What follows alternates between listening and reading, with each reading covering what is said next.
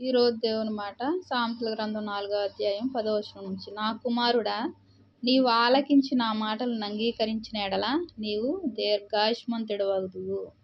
జ్ఞాన మార్గమును నేను నీకు బోధించున్నాను, యథార్థ మార్గంలో నిన్ను నడిపించి ఉన్నాను. నీవు నడిచినప్పుడు నీ అడుగు ఇరుకున పడదు, నీవు పరిగెత్తునప్పుడు నీ పాదము తొట్టిల్లదు. ఉపదేశమును విడిచిపెట్టగా దాన్ని గట్టిగా పట్టుకొనుము, అది నీకు జీవం గనుక దాన్ని పొంది ఉండుము. ప్రియమైన దేవుని మాట వింటున్న నా సహోదరి సహోదరులారా, సామెతలు 4వ అధ్యాయం 10వ వచనం చూసినట్లయితే, నా కుమారుడా, నీవు ఆలకించిన నా మాటలు అంగీకరించిన ఎడలా. ఇది ఎవరు చెప్తున్నారు? దేవుడు చెప్తున్నాడు. నీకు నాకు వాక్యం వింటున్న మనందరికీ మనం దేవుని మాటలు ఆలకిస్తే, అంగీకరిస్తే, ఆలకించి ఏం చేయాలి? అంగీకరించాలి. దేవుడు తన ప్రియమైన కుమారులుగా కుమార్తెలుగా చేసుకున్నాడు. ఆలకించి చాలామంది మనం విడిచిపెడతాం. దేవుని మాటలు ఆలకించి అంగీకరించాలి, హృదయంలో భద్రం చేసుకోవాలి, దాన్ని చాలా భద్రంగా జాగ్రత్తగా ఉంచుకుంటే ఏమవుతుందంట? నీవు దీర్ఘాయుష్మంతుడవగుదువు. నీ ఆయుష్ పెరుగుతుంది.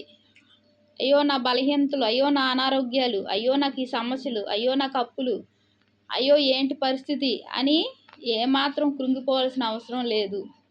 ఎందుకంటే దీర్ఘాయుష్ ఇచ్చిన దేవుడు నీ జీవితంలో నీకు ఏదైతే సమస్య ఉందో వాటినన్నిటినీ తొలగించి నిన్ను సంతోషకరంగా మార్చే దేవుడు ఆయన. మరి జ్ఞాన మార్గంను నేను నీకు బోధించి ఉన్నాను. దేవుడు ఏ మార్గాన్ని బోధిస్తున్నాడు? జ్ఞాన మార్గమును బోధించే దేవుడుగా ఉన్నాడు మన దేవుడు. మరి ఆ జ్ఞాన మార్గము పొందడం కేవలం నీకు నాకు మాత్రమే తెలుసా? ఏమాత్రం తెలీదు. మనం జ్ఞానహీనులము.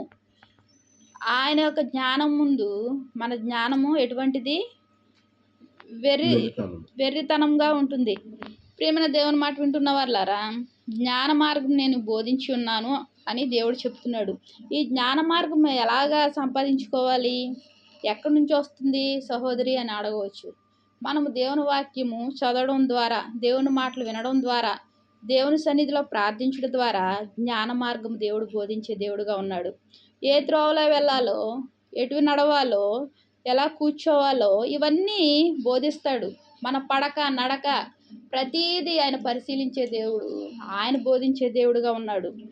ఆయన మనకు ఆలోచన ఇస్తాడు. ఆ ఆలోచన ప్రకారం మనం నడుస్తాము. అది ఎటువంటిది? జ్ఞాన మార్గము.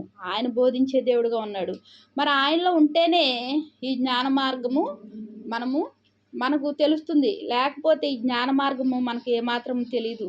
యథార్థ మార్గంలో నేను నడిపించున్నాను. దేవుడు యథార్థపరుడు, నీతిమంతుడు, నీతి సూర్యుడు. మరి ఆయన మార్గంలో ఉంటే మనల్ని ఏ మార్గంలో నడిపిస్తాడు? యథార్థ మార్గంలో. అందులో ఏముంటాయి? ములులు ఉండవు, చెత్త చెదారం ఉండదు, ఎంతో ఆహ్లాదకరంగా ఉంటుంది జీవితం, సంతోషంగా ఉంటుంది. అదే రీతిగా నీవు నడిచినప్పుడు నీ అడుగు ఇరుకున పడదు. మనం నడిచేటప్పుడు మనంతటికి మనం నడిస్తే ఏం జరుగుతుంది? ఇరుకున పడుతుంది. మన ఆలోచనలు అంటే నడవడంలో ఇరుకు కాదు ప్రియమైన వాళ్ళారా. మనం ఏదైనా ఆలోచించి మనం చేస్తున్నప్పుడు అది ఎలా ఉంటుంది? ఇరుగ్గా ఉంటుంది, విశాలంగా ఉండదు. మరి దేవుడు మనతో ఉండి నడిపిస్తే అది ఎలాగుంటుంది? విశాలంగా ఉంటుంది, ఇరుకున పడదు అంట. ఏ పని చేసినా అది ఆశీర్వాదకరంగా ఉంటుంది. నీవు పరిగెత్తినప్పుడు నీ పాదము తొట్టిల్లదు. మన పాదాలు తొట్టిల్లకుండా చేసే దేవుడు. మనం నడవాలన్నా కూర్చోవాలన్నా మన పాదాలు తొట్టిల్లే వాటిగా ఉంటాయి. ఎందుకంటే మనం బలహీనము, శక్తిహీనము. ఆ బలమైన దేవుని ఆశ్రయించినప్పుడు మన పాదాలు ఏమాత్రము తొట్టిల్లవు. ఉపదేశమును విడిచిపెట్టక దాన్ని గట్టిగా పట్టుకొనుము. దేవుని యొక్క ఉపదేశమును విడిచిపెట్టకూడదు. ఒక రోజు చదివి 2 రోజులు మానేయడం కాదు, దాన్ని గట్టిగా పట్టుకోవాలి. ఆయన మాటలను భద్రం చేసుకోవాలి హృదయంలో. అప్పుడు అది నీకు జీవం గనుక దాన్ని పొంది ఉండుము. దేవుడు జీవం గల దేవుడు. ఆ జీవాన్ని మనకు అనుగ్రహిస్తాడు. దాన్ని మనం పొందుకుంటే మనకు మేలు, ఆశీర్వాదాలు. దేవునికి వందనాలు. ప్రార్థన చేసుకుందాం. మహాప్రేమ గల తండ్రి, కృపగల నీకు ఎన్నో వందనాలు, స్తోత్రాలయ్యా.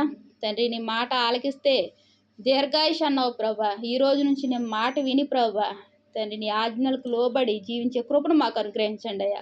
వాక్యం వింటున్న ప్రతి బిడ్డను ఆశీర్వించి దీవించి నీ దీవునితో నింపండి ప్రభా. ఎండవేడి నుండి తప్పించండి అయ్యా. నీ కౌగిట్లో భద్రపరచండి అయ్యా. పేరు పేరున ప్రతి ఒక్కరిని ఆశీర్వదించండి. నీకు ఎన్నో వందనాలు స్తోత్రాలు చెల్లించుకుంటే యేసు నామమున వేడుకుంటున్నాను తండ్రి. ఆమేన్.